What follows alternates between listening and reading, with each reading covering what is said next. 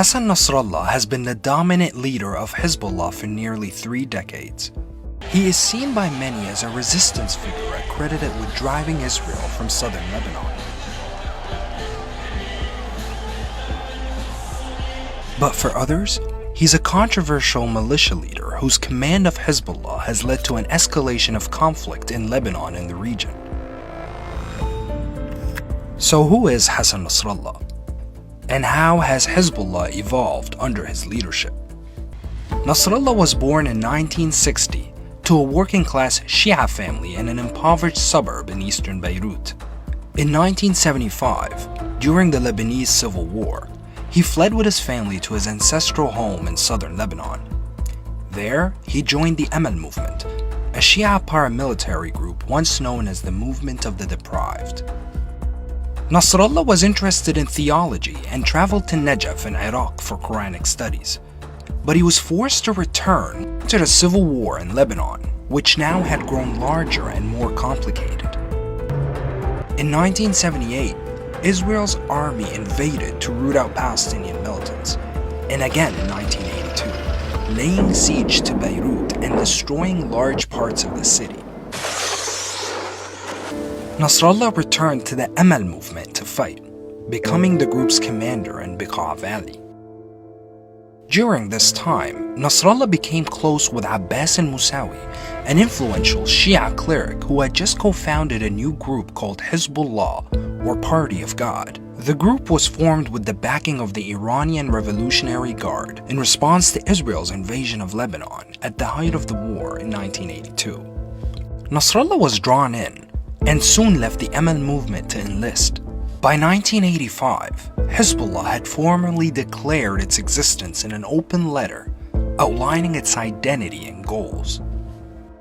It called for an armed struggle against Israeli occupation and declared its allegiance to Iran's spiritual leader Ayatollah Khomeini and his doctrine Wilayat al-Faqih, which demanded loyalty to him as the highest religious guide, the Faqih.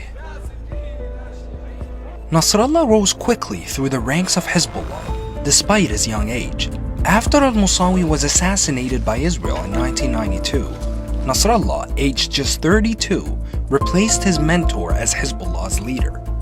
هم يقاتلون قوة مخفية مخبأة قد تفاجئهم في أي يوم من الأيام بهذا العدد الضخم من الصواريخ.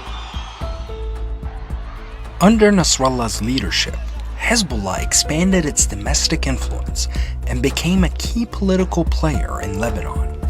The group entered parliamentary elections for the first time in 1992, advocating for the rights of Shia Muslims and the Lebanese working class. He distinguished himself from the country's growing class of elites by capitalizing on Hezbollah's role in resisting Israel. Throughout the 1980s and 1990s, Hezbollah carried out dozens of attacks on Israeli military targets as Israel continued to occupy a strip of southern Lebanon, deemed a security zone, totaling about 10% of the country's territory. وقبل أن يسألنا الآخرون ماذا ستفعل المقاومة الإسلامية إذا انسحب الإسرائيلي إلى الحدود الدولية المعترف بها، الحدود بين لبنان وفلسطين، وستبقى اسم هذه الحدود الحدود اللبنانية الفلسطينية. وبالنسبة إلينا لن يكون هناك يوم نقول فيه أو نعترف فيه بحدود لبنانية إسرائيلية. In 1997, Nasrallah's son was killed during clashes with Israeli forces, fueling his standing as a champion of resistance against occupation in the eyes of his supporters. Hezbollah fought a successful campaign against Israel's occupation of Lebanon. And when Israel withdrew from southern Lebanon in 2000, ending an 18-year occupation, it was declared a victory for the resistance. In 2005, Lebanon's Prime Minister Rafiq al-Hariri, the country's most prominent Sunni figure at the time, was assassinated. He'd been a vocal critic of another regional player that had entered into the country, Syria, who sent thousands of soldiers to fight during the civil war, but maintained a heavy military presence for nearly 3 decades. Many accused both Syria and Hezbollah of having clear motives to kill Hariri, something they both denied. His death would plunge Lebanon into turmoil yet again, and lead to a mass protest movement demanding Syria's withdrawal. Syria was a key political ally to Hezbollah, and although Syrian dominance in Lebanon diminished after the departure of its troops, the two maintained long-standing ties. نؤكد أيضا وبكل وضوح وقوفنا إلى جانب سوريا قيادة وشعبا في مواجهة الاستهداف الأمريكي الصهيوني لها ومحاولات الاقتصاص السياسي منها. And after the 2005 political crisis, Hezbollah's influence had greatly increased. For the first time, it negotiated its way into government, and its members took up ministerial portfolios and began making strategic alliances with Lebanese factions. لبنان كان دائما مقبرة للغزاة وسيكون مقبرة لأي غزاة جدد.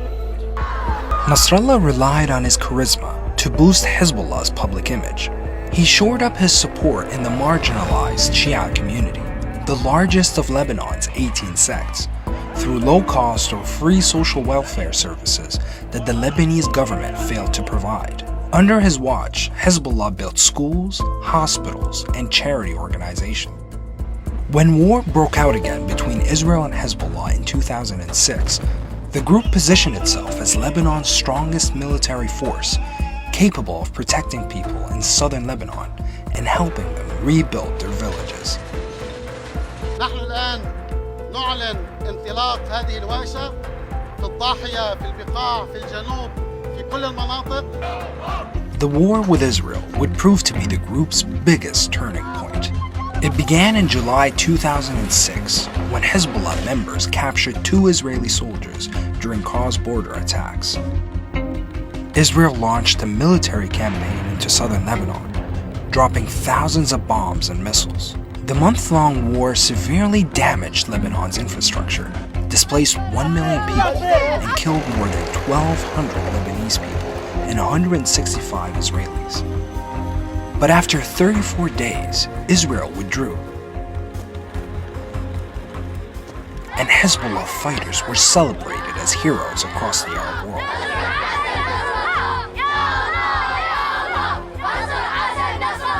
Nasrallah's speeches were broadcast on Hezbollah's Al-Manar TV and watched by millions around the region.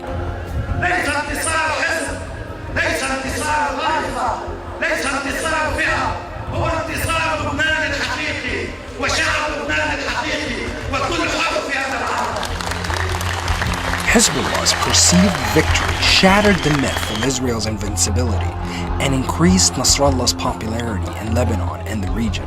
Throughout the war, Hezbollah documented its guerrilla campaign to promote its military successes and battle readiness, eventually managing to dominate the information war.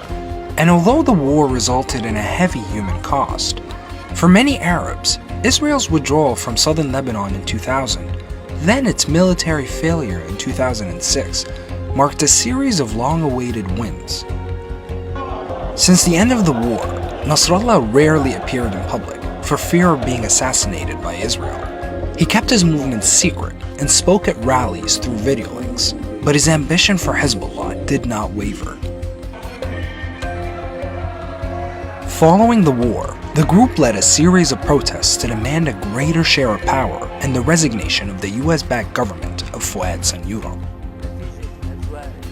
In response, thousands of supporters camped out in central Beirut in a bid to overthrow the government. 2 years later, Hezbollah sympathizers and pro-government supporters clashed in Beirut after the government threatened to shut down Hezbollah's private telecommunications network. This time, the government caved and agreed to mediated talks in Doha that resulted in Hezbollah getting veto power over cabinet decisions. وعلى المكشوف ويمكن هيك شيء بالعالم كله ما فيه انه واحد يطلع علنا وشفاف وصادق وبيقول للعالم كله نحن يا خيي على راس السطح موازنة حزب الله ومعاشاته ومصاريفه وأكله وشربه وسلاحه وصواريخه من الجمهورية الإسلامية في إيران. Hezbollah's political and military alliance with Iran angered many Arab states who feared Tehran's growing influence in the region. Nasrallah used this platform to rally support for Iran, and when war broke out in Syria, he sent his soldiers to fight alongside Bashar al-Assad and help him retain power. إن وجود مقاتلين ومجاهدين على الأرض السورية هو وكما أعلنا في أكثر من مناسبة بهدف الدفاع عن لبنان والدفاع عن فلسطين وعن القضية الفلسطينية وعن سوريا حضن المقاومة وسند المقاومة. Hezbollah's intervention enraged the Arab world. It also made them a target for reprisal attacks. In 2013 and 2014, Islamic State militants carried out more than a dozen car bombings in Shia areas in Lebanon, killing dozens of people and injuring hundreds. At home, many Lebanese blamed Hezbollah for exacerbating the situation in Syria and dragging the conflict across its borders. 1.5 million Syrian refugees fled to Lebanon, further straining the country's economy. In 2016, the Gulf Cooperation Council designated Hezbollah as a terrorist group and began to apply pressure on Lebanon's government to limit the group's power. Countries like Saudi Arabia, which had been a key investor in Lebanon, began to shun the country's leaders.